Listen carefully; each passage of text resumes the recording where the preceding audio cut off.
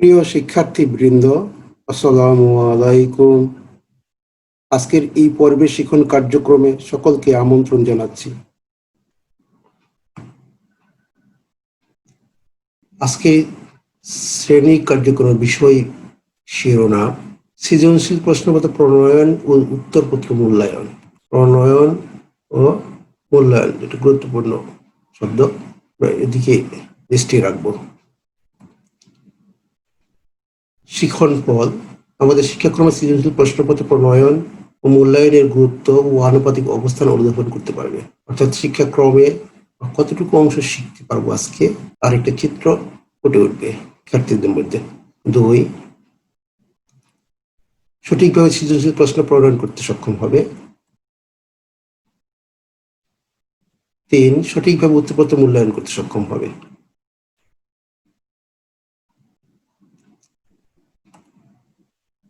বিষয় সংশ্লিষ্ট মূল বক্তব্য: শিক্ষাক্রম বাস্তবায়নের ক্ষেত্রে পরিকল্পনা, প্ল্যানিং, শিখন, টিচিং ও মূল্যায়ন, অ্যাসেসিং হলো অতীব গুরুত্বপূর্ণ 3টি উপাদান।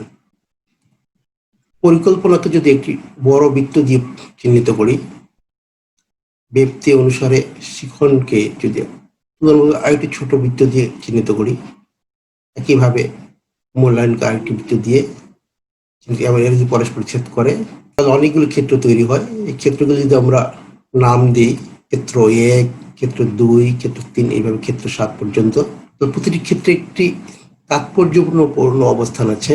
যেমন 4 ক্ষেত্রটি পরিকল্পনার ক্ষেত্রে, শিখনের ক্ষেত্রে এবং মূল্যায়নের ক্ষেত্রে কমন। তার মানে এই 3টি কার্যক্রমই এই একই সঙ্গে চলে যখন, তখন এই ক্ষেত্রগুলো চিহ্নিত হয়।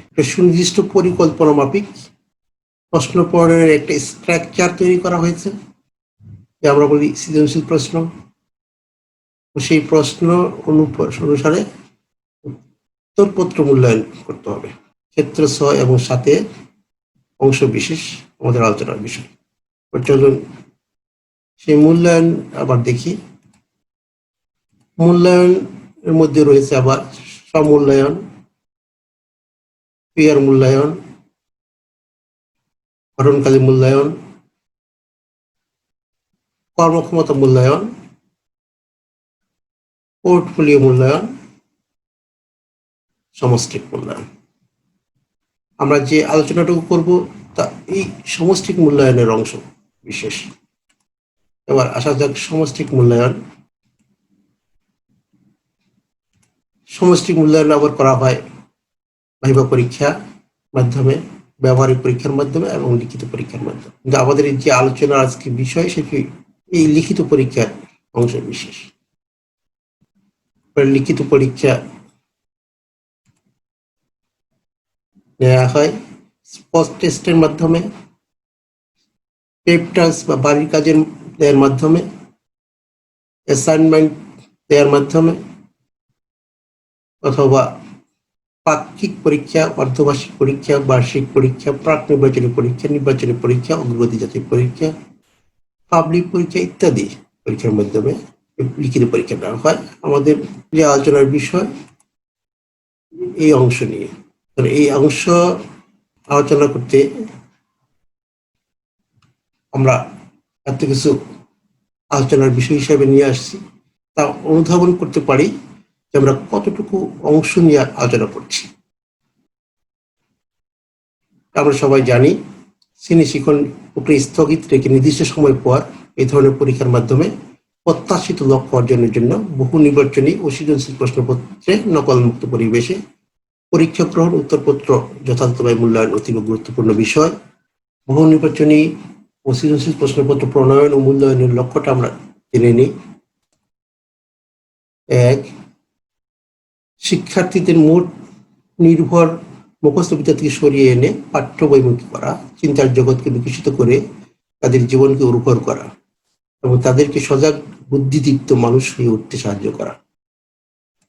2, শিক্ষার্থীদের চিন্তার গভীরতা বহুমাত্রিকতা পর্যবেক্ষণ করে সবল ও দুর্বল শিক্ষার্থীর মধ্যে পার্থক্য সঠিকভাবে নিরূপণ করা এবং তাদের পরবর্তী পর্যায়ে পাঠ গ্রহণের জন্য চূড়ান্ত ফলাফল প্রদান করা। উত্তরপত্র মূল্যায়নে পরীক্ষকগণের নম্বর প্রদানের বিচ্যুতি সর্বনিম্ন পর্যায়ে নিয়ে আসা।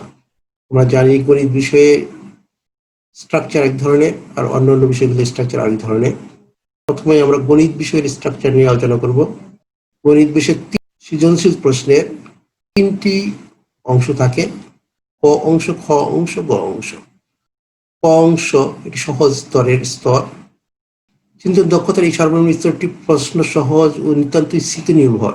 এক্ষেত্রে শিক্ষার্থী সরাসরি পাঠ্যপুস্তকে পরিণত সাধারণ শব্দসমূহ, বিশেষ তত্ত্ব, পদ্ধতি, প্রক্রিয়া, ধারণা এবং নিয়ম নীতি ইত্যাদি চিনতে কিংবা স্মরণ করতে পারি কিনা তা যাচাই করা হয়ে থাকে। অন্যান্য বিষয়ে যে 4 স্তর বলা হয়েছে, গণিত বিষয়ের শেষ 2 স্তর ঠিক রেখে শুধু যদি প্রথম অংশটাকে 2 অংশে ভাগ করে দেই, একটা স্মরণ স্তর আর একটা হলো অনুধাবন স্তর, তাহলে অন্যান্য বিষয়ের মতো আমরা বিবেচনা করতে পারবো। এই চিনতে বলতে বুঝতে পারা, অনুধাবন করতে পারা এরকম অর্থে বোঝায়, আর স্মরণ করায়। এই ধরনের প্রশ্ন উদ্দীপকের বিষয়বস্তুর আলোকে এমনভাবে প্রণয়ন করতে হবে যেন তা অর্থবহ ও শিক্ষণীয় হয়। উদ্দীপক না পড়ে বা না দেখেও এই অংশে প্রশ্নের উত্তর দেওয়া সম্ভব হতে পারে। এই অংশটির জন্য 2 নম্বর বরাদ্দ থাকে এবং ন্যূনতম ধাপ সংখ্যা 2। শিক্ষার্থীদেরকে সুস্পষ্ট 2 ধাপে উত্তর দেওয়া উচিত, যাতে নম্বর প্রদান করতে সহজ হয়, নম্বর প্রদানের পার্থক্য কমে আসে। খ অংশ এই অংশটি মধ্যম স্তরের, এটি মূলত প্রয়োগ স্তর বলা হয়। এই প্রশ্নটি উদ্দীপক নির্ভরশীল। এক্ষেত্রে পাঠ্যপুস্তকে এক বা একাধিক তথ্য, নিয়ম নীতি, সূত্র ইত্যাদি নতুন পরিস্থিতির আলোকে শিক্ষার্থী ব্যাখ্যা ও প্রয়োগ করতে পারার দক্ষতা তৈরি করে থাকে। উদ্দীপকের সাহায্য ছাড়া এই প্রশ্নের উত্তর দেওয়া যাবে না। এই অংশটির জন্য 4 নম্বর বরাদ্দ এবং ন্যূনতম ধাপ সংখ্যা 4। গ অংশ এই অংশের প্রশ্নটি কঠিন স্তরে। এই প্রশ্নের সরাসরি উদ্দীপক নির্ভরশীল। এই ক্ষেত্রে নতুন পরিস্থিতিতে শিক্ষার্থী চিন্তার বহুমাত্রিকতা, যেমন বিচার বিবেচনা করার ক্ষমতা, কোনো বিষয় বা ঘটনা বিশ্লেষণ করার দক্ষতা, সিদ্ধান্ত নেওয়ার দক্ষতা ইত্যাদি যাচাই করা হয়। এই ধরনের প্রশ্নের উত্তরে পাঠ্যপুস্তকে একাধিক তথ্য, নিয়ম নীতি, সূত্র, ধারণা ইত্যাদি নতুন পরিস্থিতি ব্যবহার করে শিক্ষার্থী তার বিচার বিশ্লেষণের, সিদ্ধান্ত গ্রহণের ও মূল্যায়নের দক্ষতা প্রকাশের সুযোগ পায়। চিন্তন দক্ষতার সর্বোচ্চ স্তরের এই অংশটির জন্য নম্বর বরাদ্দ 4 এবং ন্যূনতম ধাপ সংখ্যা 4। এটি মূলত অন্য বিষয়ের ক্ষেত্রে ঘ অংশ। যেহেতু আমরা গণিত বিষয়টি আলোচনা করে ফেলেছি, অন্য বিষয়গুলো আমরা সহজেই অনুধাবন করতে পারবো। দেখিনি অন্য বিষয়ের ক্ষেত্রে ওটা একত্রে আলোচনা করছি। ক অংশ এবং খ অংশ মূলত একই রকম লেখা, শুধু এটা স্মরণ স্তর, এটা অনুধাবন স্তর। আর আমরা গণিতে যে কথাগুলো শিখেছি একই রকম। পার্থক্য শুধু এই অংশটির জন্য 1 নম্বর বরাদ্দ, ন্যূনতম ধাপ সংখ্যা 1, এখানে 2 নম্বর বরাদ্দ, ন্যূনতম ধাপ সংখ্যা 2। আর অন্য 2টি স্তর, প্রিয় শিক্ষার্থী, আশা করি একই কথা পুনরাবৃত্তি করার প্রয়োজন নেই।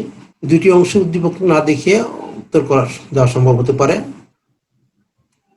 যেহেতু আমরা গণিতের ক্ষেত্রে ইতিমধ্যে আলোচনা করেছি। গ অংশ প্রয়োগ স্তর।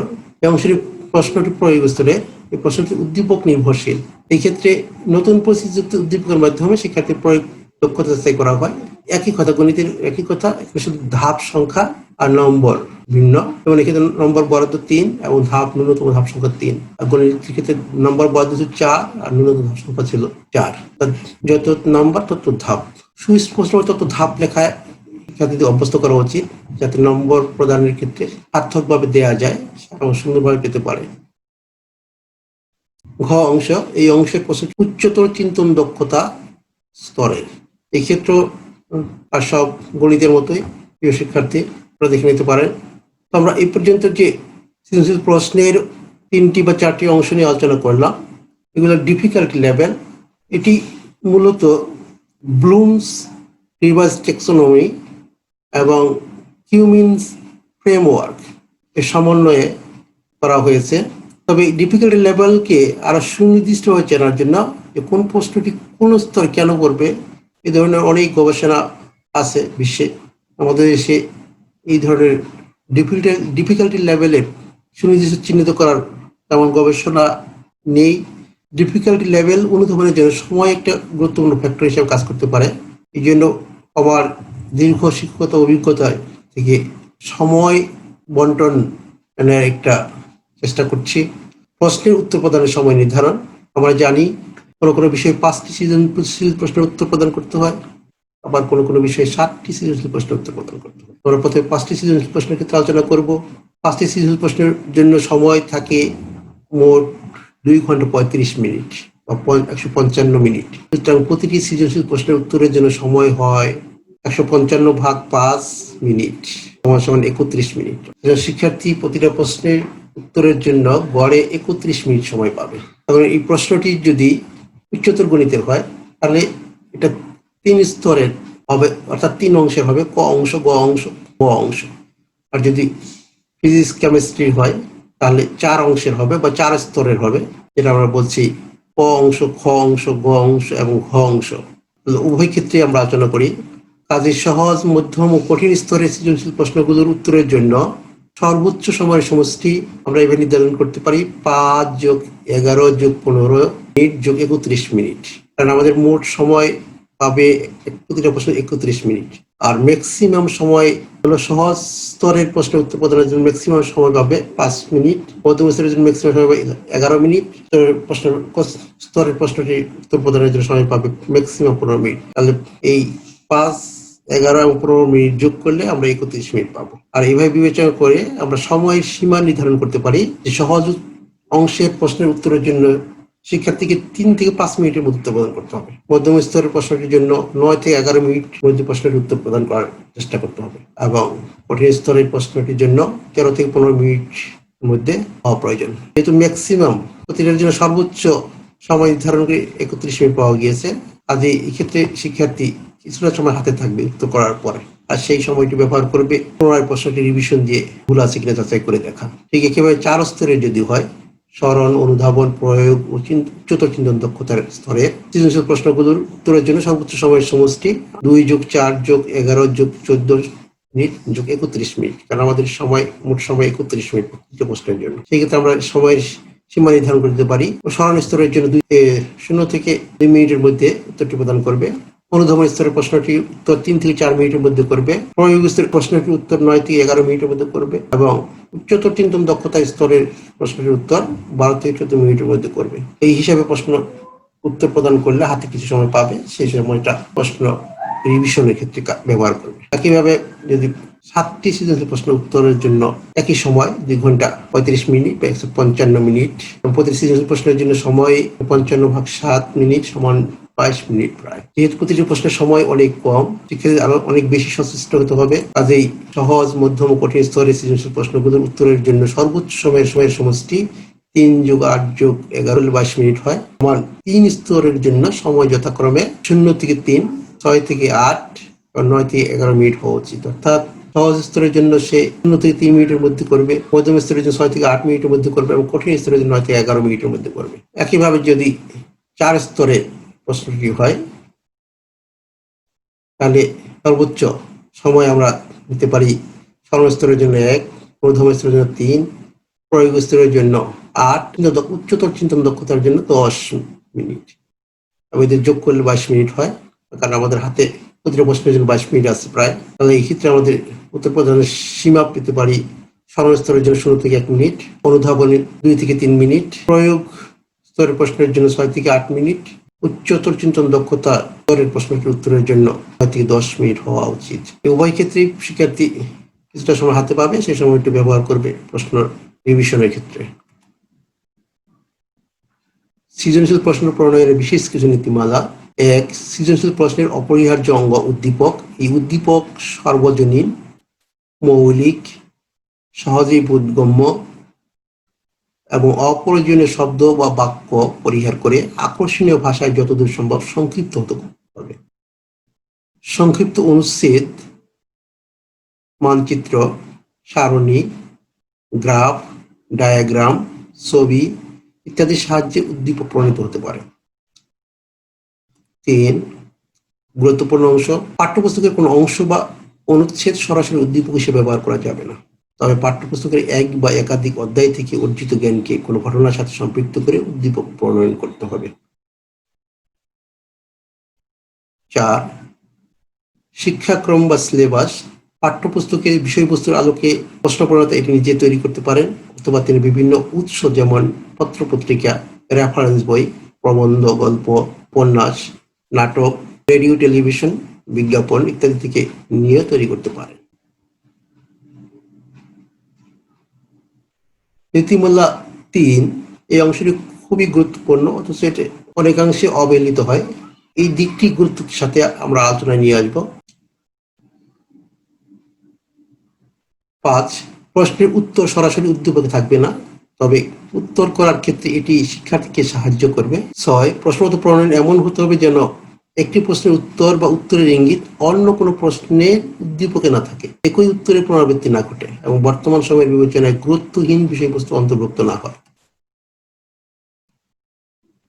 এবার সৃজনশীল প্রশ্নপত্র প্রণয়নের নীতিমালার সম্ভাব্য সহজ উদাহরণ দেওয়া যাক। আমরা উদাহরণ দিয়ে নীতিমালা বোঝার চেষ্টা করি।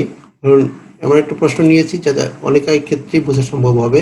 ধরুন, এই প্রশ্নটি পাঠ্য বইতে আছে, কিন্তু আপনি এই ধরনের একটি প্রশ্ন কোনো এক পরীক্ষার জন্য নির্বাচন করতে চান। কিভাবে তা করবেন? লক্ষ্য করুন, সবগুলাই বল, লাল বল, কালো বল, সাদা বল, হলুদ বল। শুধু আপনি এখানে ফল নিতে পারেন বা যে কোনো জিনিস নিতে পারেন। ফলের মধ্যে আম নিতে পারেন, কারণ আমের মধ্যে বিভিন্ন নাম আছে। কলা নিতে পারেন, কলার মধ্যে বিভিন্ন নাম আছে। এরকম বলের পরিবর্তে যদি আমরা আম নিই, তাহলে আমরা বাক্সকে চেঞ্জ করে দিয়ে বস্তা বা ব্যাগ বলতে পারি।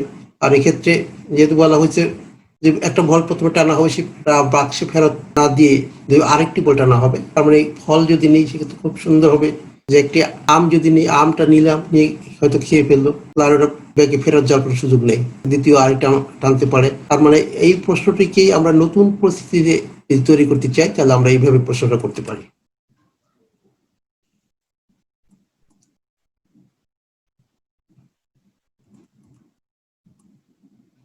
দেখেন, নতুন পরিস্থিতিতে প্রশ্নটি করা হয়েছে। দুই বন্ধু আতিক ও হাসান আম বাগান থেকে সুপক্ষ আম সংগ্রহ করে একটি ব্যাগের মধ্যে রাখছে। এ পর্যন্ত তারা 13টি ফজলি, 9টি ল্যাংড়া, 8টি আম্রকুলি ও 10টি রাজভোগ আম সংগ্রহ করেছে। হঠাৎ আম খেতে ইচ্ছে হওয়ায় আতিক ব্যাগ থেকে একটি আম দৈবভাবে বের করে খেয়ে ফেললো। এবার হাসানও একটি আম নেওয়ার জন্য ব্যাগে হাত দিল। একই বিষয় নতুন একটা পরিস্থিতিতে ধরা হয়েছে। প্রশ্ন দৈবচয়ন বলতে কি বোঝায়? আতিকে খাওয়া আমটি ফজলি হওয়ার সম্ভাবনা কত? আতিকে খাওয়া আমটি ফজলি হলে হাসানের হাতে কি ধরনের আম ওঠার সম্ভাবনা সবচেয়ে বেশি, তা নির্ণয় করো। এখন এটাকেও নতুন পরিস্থিতি তৈরি করতে চান, তাহলে আমের যে কলা দিতে পারেন, আমগুলো চেঞ্জ হয়ে যাবে। আতিক, দুই বন্ধু আতিক হাসান চেঞ্জ করে দিতে পারেন, পুরো পরিস্থিতি চেঞ্জ করে নতুন ভাবে প্রশ্ন করতে পারেন। খুবই গুরুত্বপূর্ণ, কারণ আমরা আগেই বলছি যে পাঠ্যপুস্তকের কোনো অংশ বা অনুচ্ছেদ সরাসরি উদ্দীপক হিসেবে নেওয়া যাবে না। পাঠ্যপুস্তকে এক বা একাধিক অধ্যায় থেকে অর্জিত জ্ঞানকে কোনো ঘটনার সাথে সম্পৃক্ত করে উদ্দীপক প্রণয়ন করতে হবে। এটা খুবই গুরুত্বপূর্ণ। একেবারে আমরা চার স্তরে একটা প্রশ্ন নতুন পরিস্থিতিতে আমরা এভাবে করতে পারি। অঙ্গজ প্রজনন প্রক্রিয়ার উপরে। অঙ্গজ প্রজনন যেসব গাছ অঙ্গ থেকে প্রজনন করা যায়, যেমন এখানে কুল গাছের কথা বলা হয়েছে। লিচু গাছ হতে পারে, লেবু গাছ হতে পারে, আমরা অনেক গাছ, আম গাছ হতে পারে। নতুন একটা পরিস্থিতি তৈরি করে প্রশ্নটি করা হয়েছে 4 স্তরে। এখন আপনি যদি এটাকেও নতুন পরিস্থিতি তৈরি করতে চান, কুল গাছের পরে লিচু গাছ লিখেন, গাছের পরে তো অন্য নাম দেন। গাছের বাড়িতে কুল গাছ থাকলেও কোনোটি ভালো যাচ্ছে না, আপনি একটা পরিস্থিতি উল্টে দিতেও পারেন। আরেকটি নাম দিয়ে পরির বাড়িতে বেশ কয়েকটি লিচু গাছ আছে খুব ভালো জাতের, কিন্তু মামার জায়গায় বন্ধু দিতে পারেন, কিন্তু তার বন্ধুর বাড়িতে লিচু গাছ আছে কিন্তু তাতে ভালো ফলন হয় না, উল্টাই দিতে পারে পরিস্থিতি। কিন্তু করিম উদ্যোগী হয়ে তার বন্ধুকে অবশ প্রজনন প্রক্রিয়ায় গাছ স্থাপন করে দেয়, এতে তার বন্ধু আশাতীত ফল পায়। নতুন একটা পরিস্থিতি তৈরি করে সেই একই প্রশ্নগুলো স্টেমের সাথে সঙ্গতি রেখে করতে পারে। তার নতুন পরিস্থিতিতে প্রশ্নগুলো নতুন ভাবে মূল্যায়ন করতে পারবে শিক্ষার্থীরা।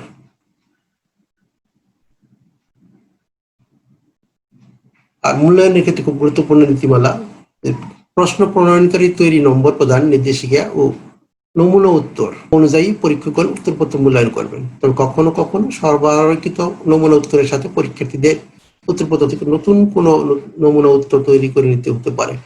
অর্থাৎ প্রশ্ন প্রণয়নকারী যে নমুনা প্রদান নির্দেশিকা বা নমুনা উত্তর দিয়েছেন, খাতা মূল্যায়ন করার ক্ষেত্রে নতুন কোনো নমুনা উত্তর পাওয়া যেতে পারে, এটা এই নমুনা উত্তরের সাথে সংযুক্ত হতে পারে।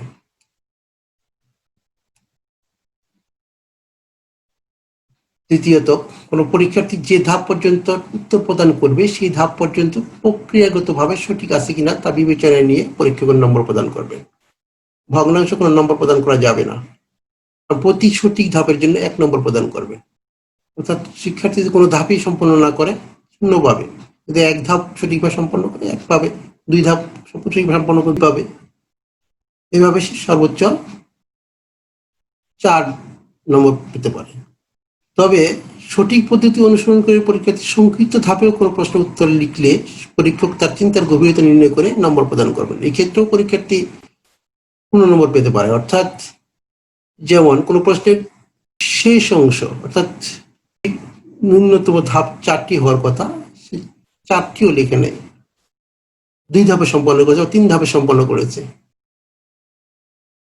সেই ক্ষেত্রে শিক্ষার্থী 15 নম্বর পেতে পারে।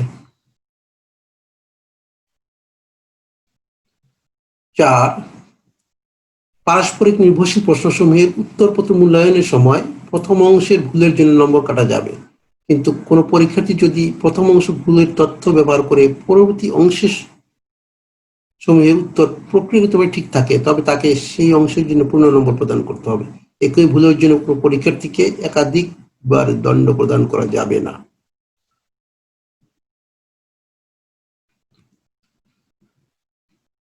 5, গণিত বিষয়ে উত্তরপত্র মূল্যায়নের সময় বাক্য গঠন, ভাষা শৈলী, শব্দ চয়নের উপর বিশেষ গুরুত্ব আরোপ করা যাবে না।